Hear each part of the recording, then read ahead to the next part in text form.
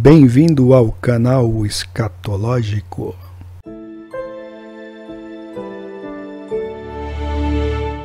Vamos apresentar aqui neste vídeo um resumo das 7 eras da igreja. Quando nós lemos as cartas às 7 igrejas que estão ali registradas no livro do Apocalipse, na verdade nós vemos que o Senhor quis revelar a João os períodos pelos quais a sua igreja iria passar até o final dos dias.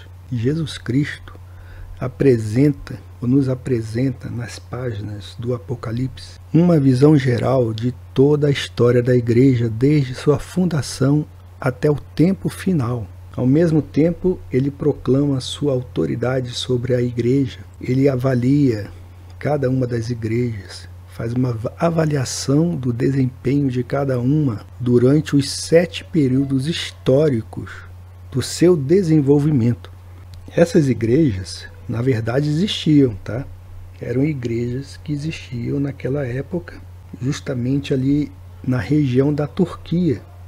A igreja de Éfeso, a igreja de Esmirna, a igreja de Pérgamo, a igreja de Tiatira, a igreja de Sardes, a igreja de Filadélfia e a igreja de Laodiceia. Então podemos identificar os 7 períodos históricos desde a fundação da igreja até o fim dos tempos. Então, se você quiser pegar a sua Bíblia em Apocalipse, capítulo 2, a partir do capítulo 2, você vai ler lá, Carta à Igreja de Éfeso, e a duração desse período é do ano 70 depois de Cristo até o ano 170, tá? Duração cerca de 100 anos. Durante esse período, a igreja ainda tentava criar uma base sólida doutrinária para tentar evitar as heresias que atacavam de todos os lados. Conheço as tuas obras e o teu trabalho árduo e a sua perseverança. Sei que você não pode tolerar homens maus que pôs à prova os que dizem ser apóstolos, mas não são. Descobriu que eles eram impostores.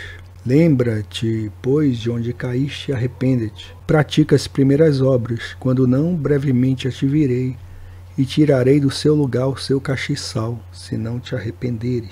O castiçal significa o que? A lâmpada, a luz. O Senhor Jesus mesmo diz que nós somos a luz do mundo. Ele disse isso para os discípulos.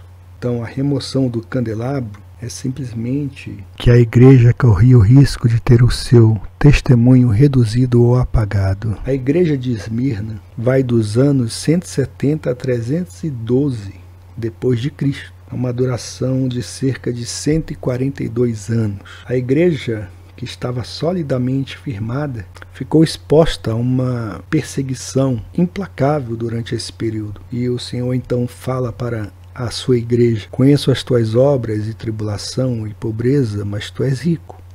E a blasfêmia dos que se dizem judeus e não são, mas são a sinagoga de Satanás. Nada temas das coisas que hás de padecer. Eis que o diabo lançará alguns de vós na prisão, para que sejais tentados, e tereis uma tribulação de 10 dias. Ser fiel até a morte, e dar-te-ei a coroa da vida. Que a fidelidade representava a coroação da vida dos cristãos perseguidos. Esmirna, convém explicar, tá? Era uma orgulhosa e bela cidade da Ásia, hoje no território da Turquia, estreitamente alinhada com Roma e bem disposta a cumprir as exigências romanas no que dizia respeito à adoração do imperador. Esse fato, além de uma população judaica grande e ativamente hostil, tornou extremamente difícil para um cristão morar ali. Policarpo, o mais famoso dos mártires antigos, era bispo de Esmirna. Depois, o terceiro período diz respeito à igreja de Pérgamo, que vai dos anos 312 a 606 depois de Cristo. Durou cerca de 294 anos.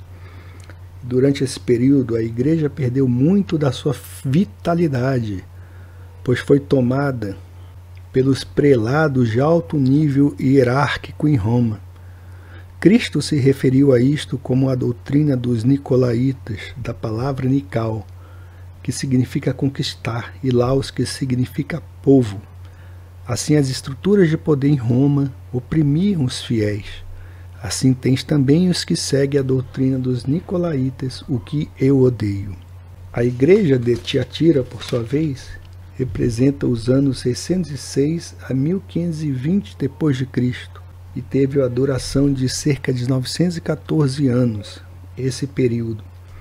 O centro de poder em Roma estava agora dominando a igreja e a corrompia o verdadeiro evangelho. Ele também introduziu um rito de sacrifício pagão em sua natureza e estabeleceu um falso profeta como seu líder.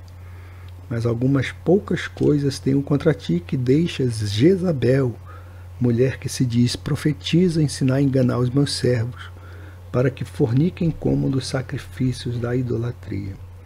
Temos depois a igreja de Sardes, anos 1520 a 1750 d.C., com a duração de 230 anos. A igreja ficou moribunda durante este período. Até mesmo a reforma, que deveria ter restaurado a verdadeira doutrina da Igreja de Cristo, esteve mais preocupada com as questões políticas. E ao anjo da igreja que está em Sardes escreve: isto diz o que tem os 7 Espíritos de Deus e as 7 estrelas. Conheço as tuas obras, que tens nome de que vives e estás morto. Após este período, temos a igreja de Filadélfia, com a duração de cerca de 150 anos. Essa era da igreja, que vai de 1750 d.C. a 1900. A igreja rejuvenesceu durante este período, com a ampla disseminação das traduções fidedignas da Bíblia. Guardaste a minha palavra, e um acentuado aumento no evangelismo e na obra missionária. Conheço as tuas obras, eis que diante de ti pus uma porta aberta, e ninguém a pode fechar. Tendo pouca força, guardaste a minha palavra e não negaste o meu nome. Então, durante essa época, o mundo foi praticamente todo evangelizado com a doutrina do Evangelho. E, por fim, temos a igreja de Laodiceia, que vai do ano 1900 até a nossa época, e cuja duração ainda é indeterminada. Então estamos vivendo o período da igreja de Laodiceia. Esta é a época em que estamos agora. O zelo do período anterior foi perdido, e a fé entre a maior parte dos cristãos verdadeiros é morna. Esta é uma condição muito desagradável para o Senhor, porque Ele diz para a igreja de Laodiceia: conheço as tuas obras, que nem és frio nem quente. Quem dera foras frio ou quente. Assim, porque és morno e não és frio nem quente, vomitar-te-ei da minha boca. Quanto tempo vai durar a época de Laodiceia? Na verdade, pessoal, tudo indica que ela já esteja bem avançada, que poderá culminar a qualquer momento no cenário de fim dos tempos descrito no Apocalipse. Havia um ex-membro de alto nível dos Illuminati, chamado John Todd, e ele chegou a acreditar que o fim da época estava iminente já no fim dos anos 70. Muitos outros analistas, entretanto, atalaias posicionados sobre a muralha, acreditam que os Illuminati já quiseram dar sua vigorosa marretada antes, mas as condições não eram exatamente as corretas. Sabemos, entretanto, pela leitura do Apocalipse, que os eventos ocorrerão, eles fatidicamente acontecerão, de modo que não há nada que possamos fazer para impedir. A profecia ela vai se cumprir, mas como cristãos nascidos de novo, que creem nas Escrituras, devemos fazer como Jesus mandou, que observar os sinais, nos preparar apropriadamente e pregar as boas novas como nunca antes. Então temos que pregar esta verdade, pregar aquilo que Jesus falou: eu sou o caminho e a verdade e a vida, ninguém vem ao Pai a não ser por mim. E devemos também ter em mente, tenha você isso em mente, que o Senhor é quem decide o calendário para a ocorrência de todos os eventos, não os Illuminati e nem as forças das trevas, tá? Fica a dica.